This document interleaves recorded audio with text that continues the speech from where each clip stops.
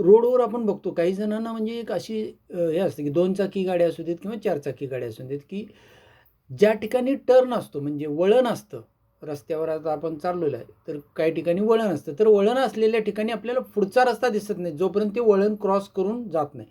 अशा ठिकाणी काही जणांना ओव्हरटेक करायची गाडी म्हणजे समोरच्या गाडीला ओव्हरटेक करायची सवय असते. म्हणजे वळण आहे, समोर एक गाडी चाललेली आहे आणि आपण जर त्याला ओव्हरटेक करायला लागलो आणि समोरून पुढल्या बाजूनं जर एखादी गाडी आली, तर त्या ठिकाणी धोका निर्माण होऊ शकतो. त्यामुळे कुठल्याही परिस्थितीत जिथं वळण आहे, तिथं कुठल्याही परिस्थितीत तुम्ही गाडीला समोरच्या ओव्हरटेक करू नका.